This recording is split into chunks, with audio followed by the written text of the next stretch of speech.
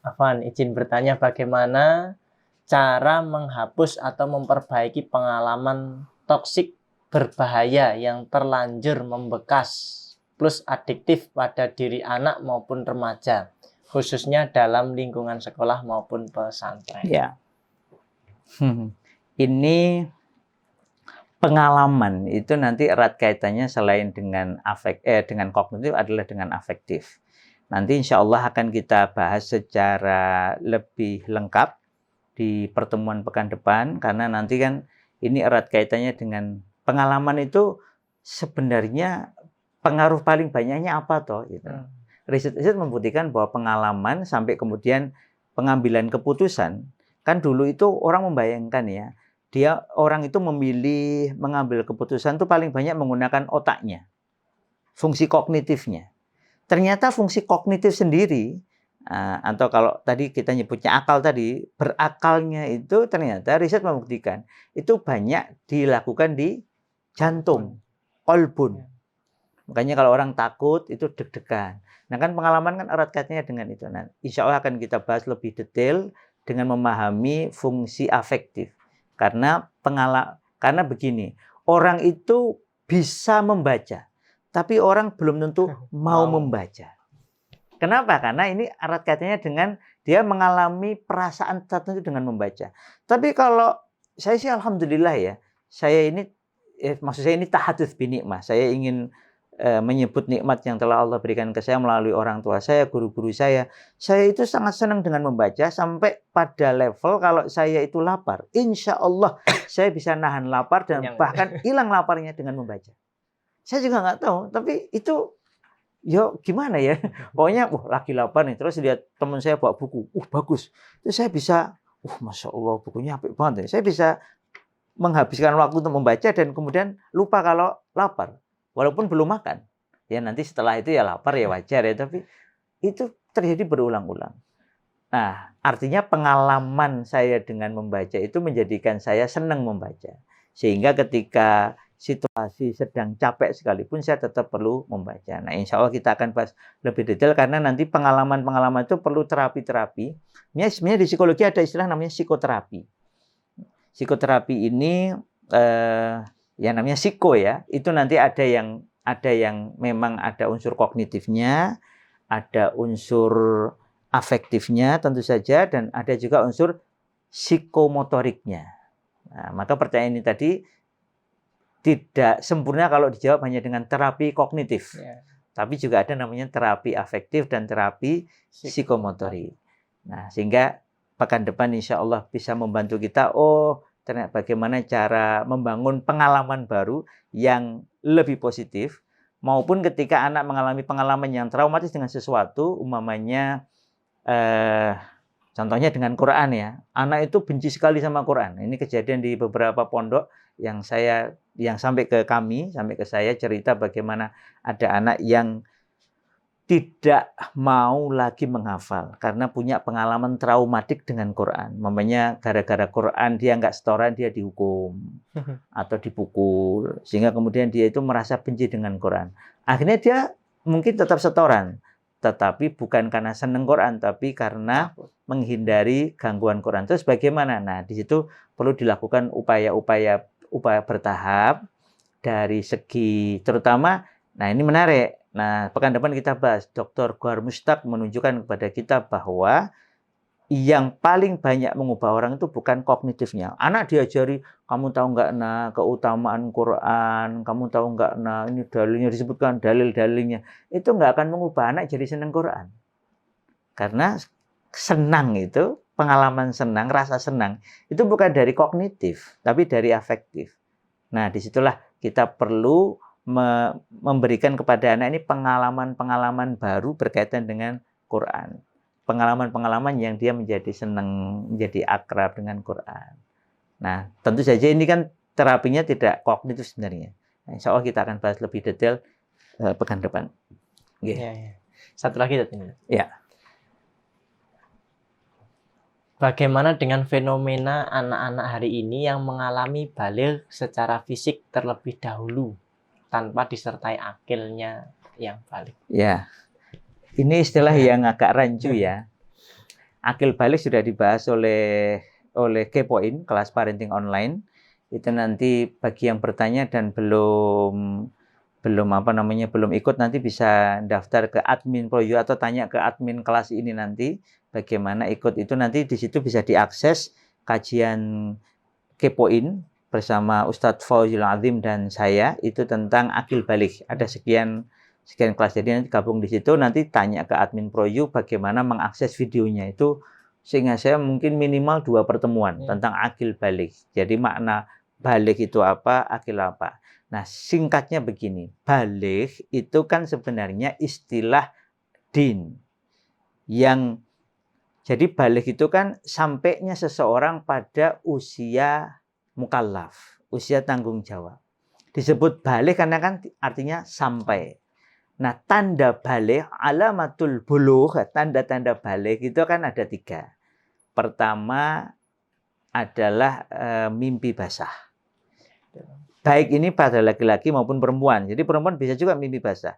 Kemudian yang kedua adalah, khusus pada perempuan itu adalah keluar darah haid, menstruasi. Kemudian ketika 2 tanda ini nggak muncul, jumhur ulama, mayoritas ulama mengatakan itu ada tanda ketiga, yaitu mencapai usia 15 tahun. Jadi sampai usia 15 tahun ya belum mimpi basah, belum haid untuk perempuan, maka 15 tahun jumhur ulama ya, itu anak ini dianggap sudah balik, sudah sampai di usia mukallaf. Nanti ada sebagian kecil ulama seperti mazhab Hanafi itu mengatakan sampai usia 18 tahun. Bisa mundur sampai 18 tahun. Tapi jumhur 15 tahun dengan dalil yang rojih. Nah, ketika anak nyampe pada usia balik dan tidak ada halangan dan tidak ada cacat apapun, maka anak disebut sudah akil. Jadi ini penjelasan para ulama. Jadi kondisi berakalnya anak kan nggak kelihatan. Maka itu dilihatnya dengan apa? Dengan tanda fisik. Yaitu apa tadi? Dengan mimpi basah atau dengan keluar darah haid atau sampai secara fisik, oh ini benar nih hitungannya 15 tahun atau pakai mazhab Hanafi 18 tahun. Hijriah ya? Iya, itu hijriah, bukan ngitungnya bukan Januari Februari ya, bukan, tapi ya Muharram, Safar dan seterusnya. Jadi hijriah. Jadi lebih pendek daripada yang Masehi gitu. Nah, jadi memang ketika anak sudah pada usia baligh, kemudian dia belum bisa menggunakan akalnya dengan baik, nah berarti kan ada kesalahan dalam mendidik. Satu diantaranya karena lalai memperhatikan tadarruj ya, tahapan-tahapan yang sudah Allah tetapkan dan teladankan oleh Rasulullah SAW. Contohnya tadi ya, sebelum 6 tahun sudah diajari untuk khursul hub, ditanamkan cinta kepada agama ini, khursul aqidah as-sahihah wa taqwiyatil iman, dan kemudian nanti sampai sehingga nanti anak sudah mulai diajak dialog menggunakan akalnya sehingga anak bisa membedakan benar salah. Jadi di usia 6 paling lambat 7 anak sudah pada usia tamyiz, sudah bisa membedakan benar salah. Bisa membedakan benar salah ini tanda bahwa dia sudah pada usia mumayyiz. Normalnya itu 7 tahun. Maksimal 7 tahun. Nah, setelah itu begitu anak sudah 7 tahun dia diperintah, dibimbing, dididik untuk bisa sholat, ya gerakannya, bacaannya, sambil ditanamkan alasan-alasan. Nah, ini namanya motivasi, penanaman alasan. Nah, kemudian sehingga normalnya usia 10 tahun, anak sudah beres sholatnya. Nah, beres sholatnya ini erat kaitannya nanti juga dengan, jadi ketika anak usia 9 tahun, 10 tahun sudah balik, dia sudah punya kesiapan.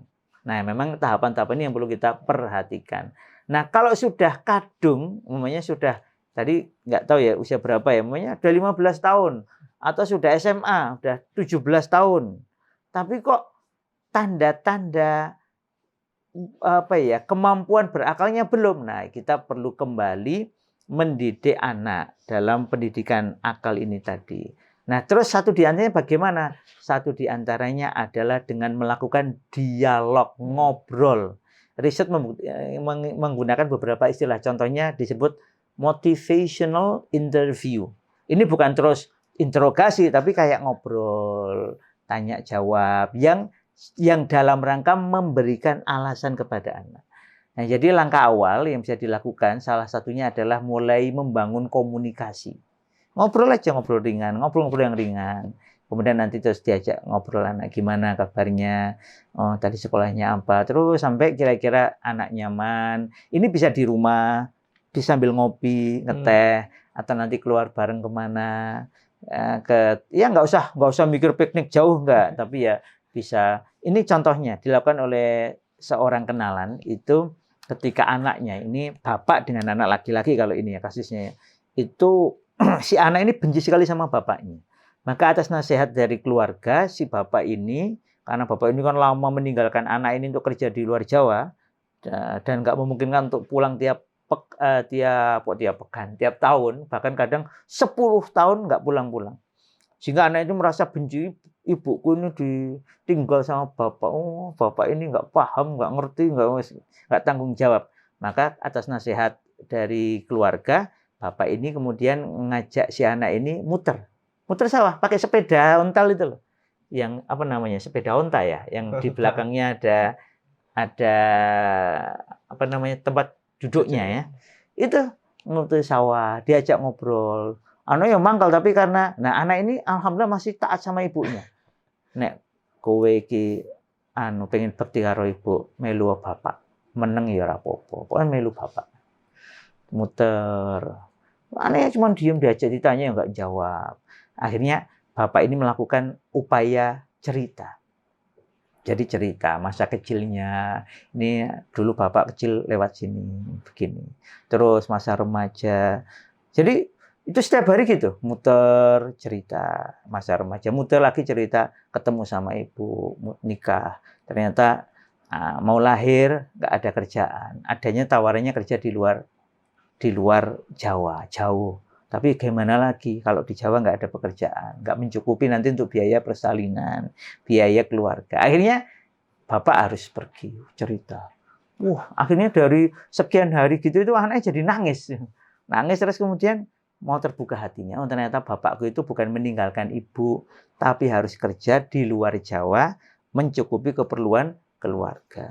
Kemudian terbuka hanya diskusi, dialog gitu.